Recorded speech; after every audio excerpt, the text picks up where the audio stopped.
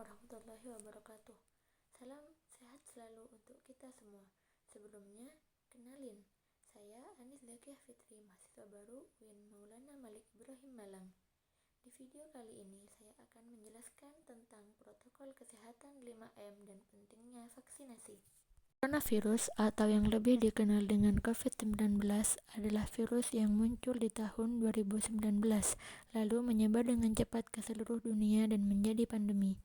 Perlu diupayakan langkah sistematis dan tepat untuk menahan laju penyebarannya agar tidak semakin meluas. Salah satunya dengan menerapkan protokol kesehatan secara disiplin oleh semua pihak. Pasti kita semua ingin pandemi ini segera usai, kan? Lalu, apakah gerakan 5M itu? 5M adalah gerakan pencegahan COVID-19 yang dicetuskan pada tahun 2020. Berisi 5 hal penting yang wajib diterapkan oleh kita semua. Karena 5 hal itu diawali dengan huruf M, makanya dinamakan 5M. Ayo kita cari tahu. Pertama, memakai masker. Ketika keluar rumah, sebaiknya memakai masker. Tidak hanya asal memakai masker loh ya. Oh no, tidak. Bukan seperti itu cara memakainya. Pasang masker dengan benar. Nggak gitu juga ya. Nah, gitu. Baru cakep. Gunakan masker menutup sebagian wajah kita dari dagu sampai menutup mulut dan hidung. Serta pastikan tidak ada sela antara wajah dan masker. Kedua, mencuci tangan. Sebelum memakai masker, sebaiknya terlebih dahulu mencuci tangan dengan bersih ya, bukan mencuci tangan di ember cucian. Cucilah tangan secara merata di seluruh telapak tangan. Pakailah sabun dan cucilah tangan dengan air yang mengalir. Cucilah tangan sesering mungkin ketika hendak melakukan aktivitas apapun dan dimanapun. 3. Menjaga jarak. Karena suatu urusan yang penting, suatu saat kita terpaksa harus keluar rumah. Nah, yang harus diingat, jika kita harus bertemu orang lain adalah tetap menjaga jarak. Minimal 1-2 meter ya. Tapi, jangan terlalu jauh juga ya. Hehe. Berikutnya yang keempat, menjauhi kerumunan. Contohnya, jika kita diajak emak-emak tetangga untuk bergosip, sebaiknya ditolak, karena dikhawatirkan corona akan tersebar saat kita berkerumun. Kan gak asik kalau ngegosip tetangga, udah dosa kena COVID lagi. Duh, astagfirullahaladzim, jangan deh. Dan yang kelima, mari kita membatasi mobilitas dan interaksi. Apabila tidak ada kegiatan penting di luar rumah, maka lebih baik di rumah saja. Atau jika memungkinkan, kegiatan dilakukan secara online untuk mengurangi interaksi dan mobilitas. Untuk itulah dicanangkan gerakan 5M sebagai salah satu upaya strategis untuk meminimalisir penyebaran COVID-19 di Indonesia. Nah, selain 5M terdapat pula vaksinasi. Apa fungsi vaksin dan bagaimana cara kerjanya? Vaksin membuat kita kebal terhadap suatu penyakit. Orang yang divaksinasi memiliki kekebalan tanpa harus sakit dahulu, sedangkan orang yang tidak divaksinasi harus sakit dahulu baru kebal. Saat vaksin disuntikkan kepada tubuh kita, maka tubuh akan mengenali terdapat komponen atau virus, lalu kemudian tubuh akan merespon dengan membentuk antibodi sebagai pasukan kekebalan, sehingga di masa mendatang saat seseorang terpapar oleh virus, maka ia sudah memiliki kekebalan. Dari berbagai merek vaksin yang disediakan pemerintah, mana yang harus kita pilih? Vaksin apa saja yang telah mendapatkan izin dari BPOM, maka dapat dipastikan keamanan dan efektivitasnya.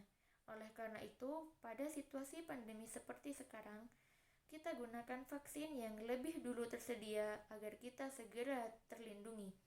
Apakah benar vaksin berbasis virus yang dimatikan tidak efektif? Setiap jenis vaksin memiliki keunggulan masing-masing. Selama suatu vaksin memiliki efikasi lebih dari 50% sesuai dengan standar WHO dan telah mendapatkan izin BPOM, maka dapat dipastikan keamanan dan efektivitasnya. Setelah divaksinasi, apakah protokol 5M sudah tidak diperlukan? Seseorang dinyatakan lengkap tervaksinasi apabila telah menerima 2 kali suntikan dengan jeda 14 hari.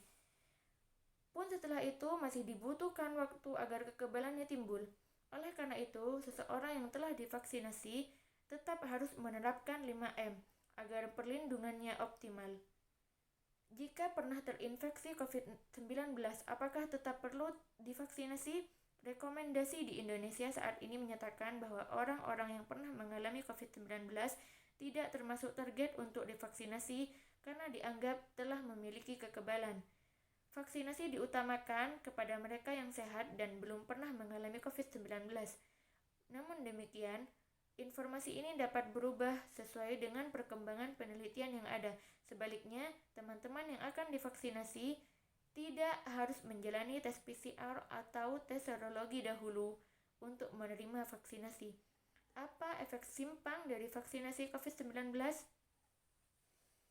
Dari penelitian diketahui bahwa efek simpang vaksin COVID-19 mayoritas bersifat reaksi lokal, seperti kemerahan atau nyeri di bekas suntikan, lalu kemudian agak sedikit pusing ataupun demam. Ini semua adalah hal yang wajar dan tanda bahwa vaksinnya bekerja, dan ini akan hilang dalam beberapa hari. Namun teman-teman harus ingat bahwa manfaat vaksinasi jauh lebih besar dari efek simpangnya. Berapa lama vaksin COVID-19 ini dapat bertahan melindungi tubuh kita? Sampai saat ini, belum diketahui berapa lama durasi proteksi vaksin COVID-19. Penelitiannya masih berlangsung, namun diharapkan vaksin ini akan melindungi kita untuk beberapa saat ke depan. Oleh karena itu, ayo segera vaksinasi. Mengapa saat ini vaksinasi di Indonesia hanya untuk usia 18-59 tahun? Bagaimana dengan lansia dan anak-anak? Setiap negara memiliki target prioritas vaksinasi masing-masing. Di Indonesia, prioritasnya adalah usia 18-59 tahun sesuai uji klinis di Indonesia. Namun tidak menutup kemungkinan di masa mendatang usia lanjut juga dapat menerima vaksinasi ini. Sedangkan untuk anak-anak memang sampai saat ini vaksinnya belum tersedia dan perlu penelitian lebih lanjut. Bagaimana cara mencapai kekebalan kelompok? Pada kelompok masyarakat yang cakupan vaksinasinya tinggi, seseorang yang divaksinasi, selain ia terlindung, ia juga menjadi benteng pelindung bagi orang-orang di sekitarnya. Oleh karena itu, vaksinasi bukan hanya urusan pribadi, tetapi juga tanggung jawab bersama. Beberapa pertanyaan telah terjawab. Semoga bermanfaat.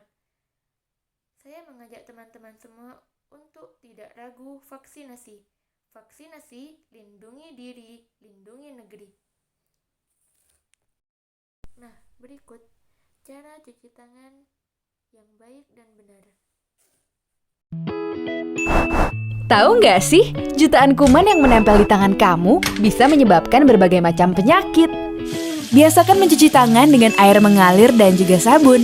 Langkah-langkahnya yang pertama, telapak tangan. Gosok kedua telapak tangan. Yang kedua, gosok punggung dan sela-sela jari sisi luar tangan kiri dan juga sebaliknya. Ketiga, gosok sela-sela jari bagian dalam. Yang keempat, kunci jari-jari sisi dalam dari kedua tangan. Yang kelima, gosok ibu jari tangan kiri dan berputar dalam genggaman tangan kanan dan lakukan sebaliknya. Yang keenam, rapatkan ujung jari tangan kanan dan gosokkan pada telapak tangan kiri. Dan yang terakhir, bersihkan kedua pergelangan tangan secara bergantian dengan gerakan memutar. Dan setelah itu keringkan kedua tangan dan tutup keran dengan sikut atau bekas kertas tisu yang masih di tangan.